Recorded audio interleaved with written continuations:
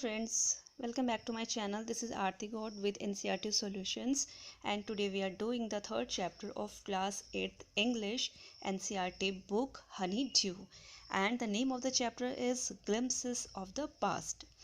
So friends, in this chapter this chapter is all about the conditions that led to the events known as the First War of Independence in 1857.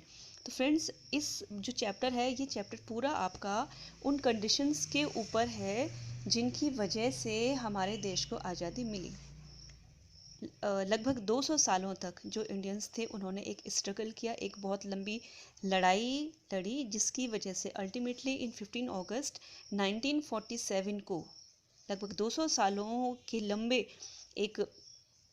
प्रयत्न के बाद जो हमारे देश को आज़ादी मिली। Okay, so the कुछ जब when the Britishers came to India around 1600, they started ruling over India, and they tried to implement their own ideas, their own laws, which Indians could not tolerate anymore.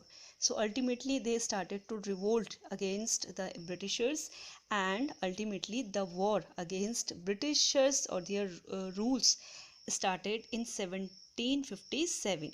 So in this chapter 1757 से 1857 तक जो भी incidents हुए जिसकी वजह से लड़ाई छिड़ी, मीन्स जिसकी वजह से जो इंडियंस है उन्होंने अंग्रेज़ों के अगेंस्ट रिवोल्ट करना शुरू कर दिया, विद्रोह करना शुरू कर दिया, उन सभी के बारे में ये चैप्टर है।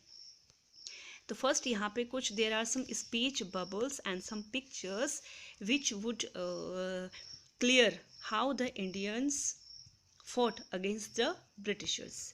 तो यहाँ पे फर्स्ट यहाँ पे बबल्स हैं और पिक्चर्स हैं वो द मार्टर्स होते हैं शहीद। यहाँ पे friends this picture is I think just about the independence, weather India has got its independence after 15 अगस्त 1947। उसके बाद का एक पिक्चर है जहाँ पर जो लता मंगेशकर हैं, वेरी फेमस सिंगर, वो एक गाना गा रही हैं। I think you all have heard this song. This is Oh my countrymen, let your eyes fill with tears as you recall the sacrifices of India's martyrs. आपने गाना सुना होगा, ऐ मेरे वतन के लोगों जरा आँख में भर लो पानी, जो शहीद हुए हैं उनकी जरा याद करो कुर्बानी। तो आई थिंक ये सभी ने ये गाना सुना होगा। ऐसा माना जाता है कि जब लता मंगेशकर ने ये गाना गाया था तो उस समय इस गाने को सुनकर जो पंडित जवाहरलाल नेहरू थे उनकी आंखों में भी आंसू आ गए थे। Now let's move on further. Second is the company's conquest, यानी कि जो conquest means होता है विजय, ठीक है, जीत। किस तरह से जो कंपनी यानी कि जो ईस्ट इंडिया कंपनी है जो ब्रिटिशर्स ने इंडिया में इस्टेब्लिश करी थी अराउंड 1600 के आसपास, उन्होंने इंडिया में अपनी कुछ कंपनी जो उनकी मैन्युफैक्चरिंग से रिलेटेड जो कंपनीज उन्होंने यहाँ पे इस्टेब्लिश करी थी, किस तरह से उसको सक्सेस मिली इसके ऊपर देखते हैं। देखिए, with its superior weapons, the British East India Company was extending its power in 18th century India. जो ब्रिटिशर्स थे उनके पास अच्छे वेपन्स थे, अच्छे उनके पास फैसिलिटीज़ थी, जिसकी वजह से उन्होंने अपनी जो कंपनी है जिसका नाम ब्रिटिश ईस्ट इंडिया कंपनी थी वो अच्छे से इस्टेब्लिश कर दी इंडिया में around 18th century.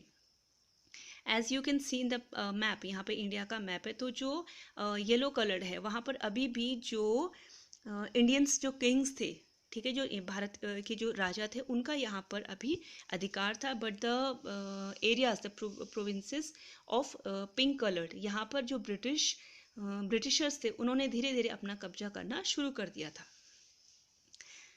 Now just see the second picture. Indian princess were short site. जो इंडियन प्रिंसेस थे, जो भारत के जो राजा थे, वो शॉर्ट साइटेड का मतलब होता है कि उन्हें वो बहुत दूर की नहीं सोचते थे, वो ये नहीं सोचते थे कि किसी भी काम को करने का दूरगामी जो परिणाम है वो क्या होगा।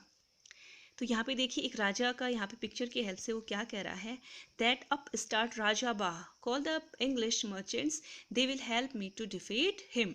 यहाँ पे उन्होंने राजा बाह के बारे में एक राजा कह रहा है किसी दूसरे राजा को इंडिकेट करते हुए कि कॉल द इंग्लिश मर्चेंट्स, कि जो इंग्लिश मर्चेंट्स यानी कि जो ब्रिटिशर्स हैं उनको बुलाइए, they will help me to defeat him, वो ही मुझे उस राजा से को हराने में मेरी हेल्प करेंगे। The people had no peace due to such constant fights, और इस तरह के फाइट्स मीन्स जो आप कह सकते हो जो एक तरह के जो गद्दार, जो देश के जो गद्दार थे वो अंग्रेजों के साथ मिलकर दूसरे राजाओं को हराया करते थे। तो इस तरह के जो कांस्टेंट फाइट्स मीन्स इस तरह के लगातार छोटे मोटे जो लड़ाइयाँ थी वो होती रहती थी राजाओं के बीच और अंग्रेजों के बीच, जिसकी वजह से जो कंट्रीमैन थे, जो लोग थे, उनमें बहुत ही असंतोष की भावना थी, means they were not happy at all. The rivalries helped the East India Company and it could easily subdue Indian princes one by one. तो जो राइवलरीज मीन्स जो गद्दार जो राजा देशद्रोही थे वो क्या करते थे, वो ईस्ट इंडिया कंपनी को सपोर्ट करते थे, मीन्स ब्रिटिशर्स को सपोर्ट करते थे, और इससे जो ब्रिटिशर्स थे उनको और इजी हो जाता था जो हमारे देश के जो राजा थे उनको एक एक करके हराते जाना, उनको देश से बाहर करते जाना, मीन्स उनका रास्ता अपने आप साफ हो रहा था। लेकिन जो इंडियंस थे, जो देशद्रोही थी, उनको ये बात समझ में नहीं आ रही थी। वो सोचते थे कि हम ब्रिटिशर्स का साथ देकर हम खुद को ताकतवर बना रहे हैं, जबकि होने वाला ये था कि जो ब्रिटिशर्स थे वो अल्टीमेटली उन्हीं को जिन्होंने उनसे हेल्प ली थी वही उनको लास्ट में क्या कर देते थे, उनको हरा देते थे। A far-seeing ruler like the brave Tipu of Mysore fought the British till they died fighting. एक टीपू सुल्तान आपने नाम सुना होगा, जो कि मैसूर, जो कि कर्नाटका में है। वो एक ऐसे राजा थे जो बहुत दूर की सोचते थे। उन्हें पता था कि जो ये ब्रिटिशर्स हैं ये हमारे देश को लूटना चाहते हैं, हमारे देश पर पूर्ण अपना अधिकार जमाना चाहते हैं। तो उन्होंने उनके अगेंस्ट, अंग्रेजों के अगेंस्ट मरते दम तक युद्ध लड़ते रहे, मीन्स अपने देश के लिए। Thank God there is peace in the country now, no more wars and no looting by thugs. अब यहाँ पे जो देश की जो प्रजा है, यहाँ पे डिफरेंट टाइप्स के जो लोग थे, यहाँ से देखिए how did Indians react to these conquest. तो इस तरह की जो लड़ाइयाँ होती थी, मतलब जिसमें ब्रिटिशर्स जीत जाते थे, इससे जो डिफरेंट टाइप के जो पीपल्स थे, उनके डिफरेंट ओपिनियंस थे। तो यहाँ पे कुछ लोगों का क्या मानना है, देखिए। Thank God there is peace in the country now, no more wars and no looting by thugs. तो यहाँ पे एक आदमी कह रहा है, देश का एक आदमी कह रहा है कि चलिए अब अच्छा है कि देश में अच्छी तरह से शांति है, अभी ज़्यादा लड़ाइयाँ भी नहीं होती हैं, और जो ठग्स होते हैं कोई हमारे देश को कोई लूट के भी नहीं लेके जाता। It is God who sent the British. तो यहाँ पे एक दूसरा आदमी का मानना है कि ये भगवान ही हैं जिन्होंने ब्रिटिशर्स को हमारे देश में भेजा है।